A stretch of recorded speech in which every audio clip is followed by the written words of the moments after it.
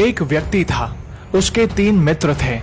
एक मित्र ऐसा था जो सदैव साथ देता था, एक पल एक क्षण भी बिछुड़ता नहीं था। दूसरा मित्र ऐसा था जो सुबह शाम मिलता। तीसरा मित्र ऐसा था जो बहुत दिनों में जब तब मिलता था। एक दिन कुछ ऐसा हुआ कि उस व्यक्ति को अदालत में जाना था किसी कारणवश, और किसी को गवाह बनाकर। अब वह व्यक्ति अपने सबसे पहले अपने उस मित्र के पास गया जो सदैव उसका साथ देता था और बोला, मित्र, क्या तुम मेरे साथ अदालत में गवाह बनकर चल सकते हो? वह मित्र बोला, माफ करो दोस्त, मुझे तो आज फुर्सत ही नहीं। उस व्यक्ति ने सोचा कि यह मित्र मेरा हमेशा साथ देता था, आज मुसीबत के समय पर इसने मुझे इनकार कर दिया। अब दूसरे मित्र की मुझे क्या आशा है? फिर भी हिम्मत रखकर दूसरे मित्र के पास गया जो सुबह शाम मिलता था और अपनी समस्या सुनाई। दूसरे मित्र ने कहा, मेरी एक शर्त है कि मैं सिर्फ अदालत के दरवाजे तक जाऊंगा, अंदर तक नहीं। व्यक्ति बोला, बाहर के लिए तो मैं ही बहुत हूँ, मुझे तो अंदर के लिए गवाह चाहिए। फिर वह थक हार कर अपने तीसरे मित्र के पास गया जो बहुत दिनों में मिलता था और अपनी समस्या सुनाई। तीसरा मित्र उसकी समस्या सुनकर तुरंत उसके साथ चल दिया। अब आप सोच रहे होंगे कि वो 3 मित्र कौन हैं?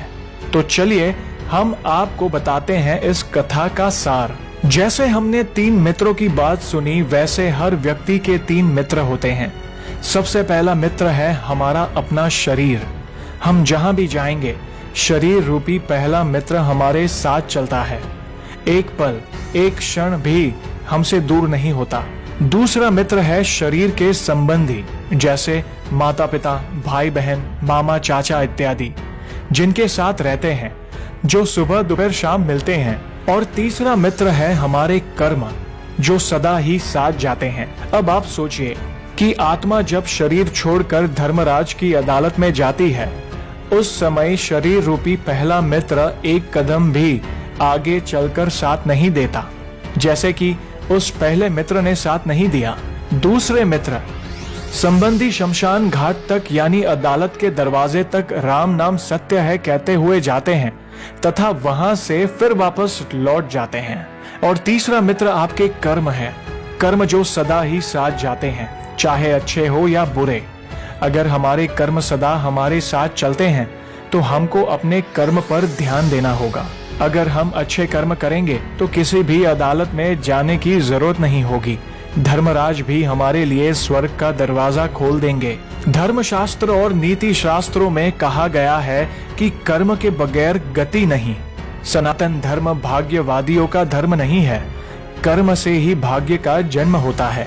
वेद, उपनिषद और गीता तीनों ही कर्म को कर्तव्य मानते हुए इसके महत्व को बताते हैं। यही पुरुषार्थ है। श्रेष्ठ और निरंतर कर्म किए जाने या सही दिशा में सक्रिय बने रहने से ही पुरुषार्थ फलित होता है। वेदों में कहा गया है कि समय तुमको बदले, इससे पूर्व तुम ही स्वयं या समय को बदल लो। यही कर्म का मूल सिद्धांत है, अन्यथा फिर तुम्हें प्रकृति या दूसरों के अनुसार ही जीवन जीना होगा।